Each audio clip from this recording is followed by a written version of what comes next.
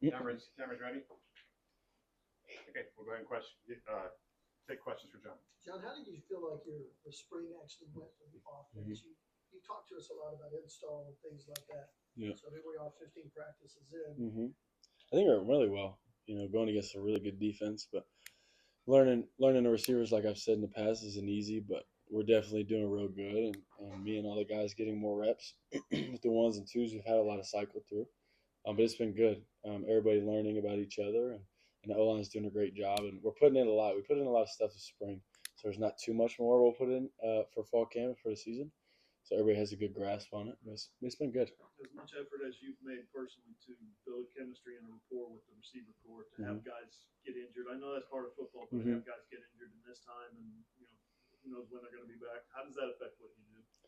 I mean, it sucks. Like as a person, it sucks. Like me and Giovanni. I went to his hotel room last night. He was staying in a hotel, and he's just a great human. So for that to happen really sucks. Like it does, but it's football, like you said, and that's just the way it is. And you build relationships with everybody, so that if one person you built a relationship goes down, there's more relationships that you have. And there's a lot of talent on this team, and we're at Oklahoma, so there's talent everywhere. And it's just getting to it and getting everybody to their most potential.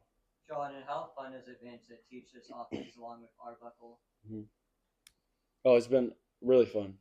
Me already knowing it has helped because I'm getting to my third year in it and helping everybody out because I know how it should look and I'm excited to see what it's going to become. John, I know you're probably aware of just how bad this thing was last year offensively, and there's a lot of returning guys.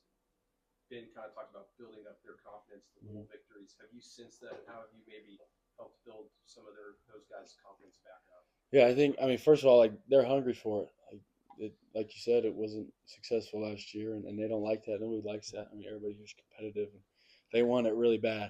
So, I mean, it's not hard to get it out of them, but there is a little culture shift that's happened, and that's going to keep happening. Just like getting used to scoring touchdowns and celebrating and being happy for everybody, and then playing complementary football with the defense is something that's going to happen. But it's not easy, but it's definitely trending that way. You're in a different phase of the offseason here. How much growth can you have between now and fall camp when it's just the player-led stuff and stuff you guys can do during the summer? I think a lot of the growth in the offseason comes in the summer because there's so much player-led stuff. The leaders have to come out, and you build a structure of leaders and followers, and you really build a culture. Because when the coaches aren't there, if everybody wants to goof off and the leaders want to goof off, you're not going to get anything out of practice. That's not going to happen here. We're going to have good practices without the coaches, and we're going to get better. And then, like the summer is about investing. Like you just have so much time, no classes, and then you can just do whatever you want. And then as long as you choose to play football and get better at football, then it's great. That's good. What are some of the specific areas that you've tried to push yourself since getting to Norman, and what is the result of that? I think a lot of it is just being more calm in the pocket. I have athletic ability and I can get out and break tackles, which I really enjoy. But just being able to really sit there and digest the defense and go through my reads is something that I'm trying to get better at every day. A lot of the cover zero stuff, it's not easy for anybody, but just having a plan, like before every play, having a plan. And this defense brings a lot at us, so it's good for me because I'm learning and they challenge me. But I'd say that's what I need to do. And I've been watching a lot of Joe Burrow because his feet are just so calm. Like they don't move sometimes. And I don't think I'll get to that point, but to watch the extreme of the calm feet, I'll get at least halfway there, and that would be just fine. John, considering you're from Woodland, Texas, how cool is it just to perform on the big stage? You're only a couple hours from home. Yeah, actually, a lot of my family drove up. They're in the back right there. They snuck in. But it's great. Like when I was at Washington State, they couldn't travel like that to come see me, but now they're here, and it's awesome being closer to home, being around friends and family. John, how do you feel about your offensive line and kind of the chemistry with that group coming out of the spring? I really think they're doing a good job. A lot of people talk about them and question them, but they're doing a great job, and their coach is doing real good, and they want it too. Like I was just talking about the receivers earlier, like they're hungry for it, and they don't want to suck, and I don't think they did, but like they haven't at all, and they're doing a really good job, and they're just going to get better. Ben talked about the progression of the tight ends this spring, especially the last couple of practices, last few practices, couple of weeks. From your perspective, how have those guys come along? I think they've been doing fabulous because as a tight end in this offense, you have to know everything because we move them around so much. their position in the offense changes a lot. So you have to know the schematics of every play to be able to figure out your role in that play because they have to block, run, catch. Like it's not easy.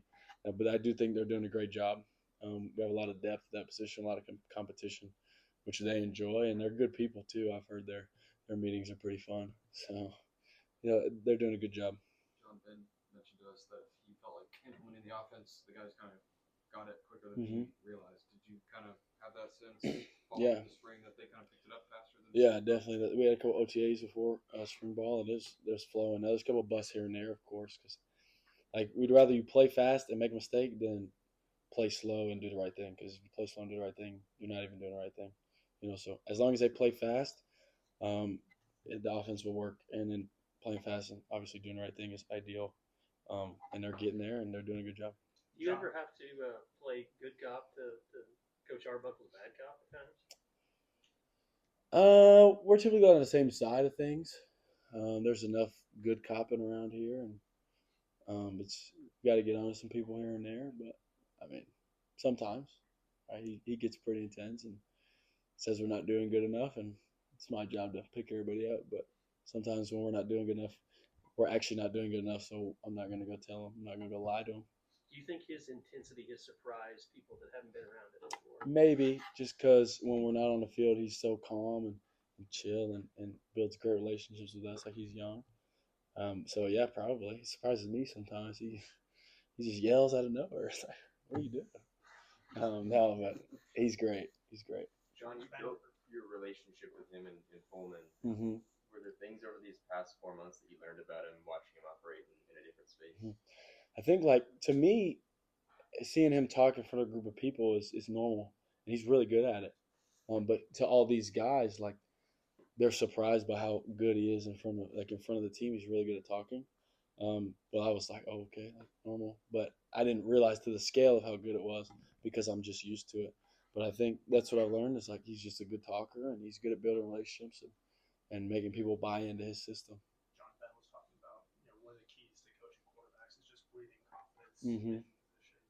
How have you kind of experienced that, having worked under him for a few years now? Yeah, he definitely believes in that. Like he'll never sit in there and tell us, oh, we're not good enough to do this. Like he wants us to try things, especially spring ball. Like we're going to try the tight window throws to see if we can make them. And he's never like, oh, you shouldn't do that. That's never came out of his mouth, and he just says he's pushing, and especially me, like he wants me to try it and make mistakes, and he's confident in me, and I know that. He doesn't really have to say it to me for me to know that. Here and there, I'm still young. It helps, but yeah, he's all about confidence, and as a quarterback, you need it. If you're not confident, you'll be hesitant. If you're hesitant, it's not going to work. So. Was there a time when you were together at Washington State where you kind of had that realization, like, he really believes in me and that I can make these Yeah. on this offense? I mean, I wouldn't say there was like a moment, but I think after our Fresno State game, we just got in such a groove. We just felt it. He didn't like say it to me or. Now Coach Kuz is also a big part in that. We would meet every Sunday and weekly, and they both believe in me. And it's a great feeling to have at least two people believe in me, and then the whole building at Washington State believed in me, and that's just what I want to do here. John, you talked a little bit about the offseason, but for you personally, how do you kind of approach it? Is it watching a lot of film? Is it getting together with different guys on the offense? Is it a lot of golf? Everything? A lot of golf. No, I'm just kidding. There will be golf, but watching film, breaking down the spring ball, and we have cut-ups about every completion, every incompletion, interception, and we'll just go through that and see what my mistakes are, and so that'd be the first thing, and then we have a bunch of exit meetings, so I'm getting to see what the coaches think of me and how I did, and then in the summer is a lot of player meetings and getting to know because Deion only had a couple practices, and then people like that coming back from things and just getting to know the rapport of the receivers and just learning them more and more. You mentioned even just golf. Like, is there like a getting away from football Yes. aspect that's kind of important? Yeah, during the I mean, offseason? it's great if you can get away from football and hang around your teammates. I love football and I love everything that comes with it, so I don't need to fully get away, and just forget about it. Some people do. Some people are wired that way, not because they don't love it, but just because they need a break, and that's okay. I might take some time, just chilling, but I mean, my mind won't be chilling. Like my body will get a rest, but there's always something, and that's how I go with it. But everybody's different. I know there was a comfort level you coming here because Ben was coming here. Mm-hmm. But what have you learned about Brent Venables as a coach, and how do you guys kind of coexist with your personality? Yeah, I mean, he's pretty intense and he's pretty smart. It's fun seeing him get mad because we do something good. Not seeing him get mad because I do something bad. So it's good. I mean, we've been good. We've had a lot of good conversations about football and about life. And he was obviously good in the recruiting process. It's the only visit I took, so he did pretty good. So it's been a good relationship, and we just keep getting better. John, we talked to you about getting acclimated to this defense and just the team speed and stuff. How important was, we talked about Coach Arbuckle said you can try a bunch of stuff during the spring. How important was that this spring, knowing these defenses you'll see this fall? I mean, it was really myself wanting to know how the difference in speed. I'm obviously coming from a lower level. It's not a bad level by any means, but it's lower. It's not the SEC. I mean, this is one of the best, most confusing defenses in the country. So being able to do it and do it at a high level it's been fun. And like I wasn't sitting there like, I really need to try to fit this in window, but I wasn't holding back, and it worked out just fine. So I plan on not really holding it back. So. Something else Ben talked about was adjusting to expectations when you come to a place like Oklahoma. From your perspective, you're a guy that led the nation in touchdowns and top 5 in total yards and all that. Expectations are, he's going to come to Oklahoma and do that here. From your perspective, how does that work mentally to adjust to those expectations? I mean, that is the expectation. Like, I don't sit there and wake up every morning like, I need this many touchdowns, this many yards. Winning games is the only goal. Now, winning games and doing it for the team, in turn, those things should happen because this offense should be pretty explosive. And then running the ball and the +1 run game is really what gets those extra touchdowns in there, which, sorry, running backs. And I'm not saying that's going to happen this year, but that's just what happened last year. But that would be cool, to do that again. It was cool to do it last year. We'll see. I'm just trying to win games. Do you get any feedback from the players about, just getting through this Arbuckle offense, like good, bad, They love it. Yeah, they love it. It's creative. And even today, apparently we did some stuff we hadn't done all spring ball. And I was like, what are you talking about? But Kobe and Kip came up to me and talking about us doing trick plays. And we didn't do any trick plays. It's just confusing, which is good about the offense. And it challenges defenses, and that's what's good. And, if you score, they're going to like whatever you do. You can just run inside zone the whole time, but if you're scoring, they're going to say it's the greatest thing ever. It's how anything goes. But they like it, and it challenges the offense along with the defense. And for everybody to get to know the playbook, it's not easy, but they're getting it. Time for 2 more.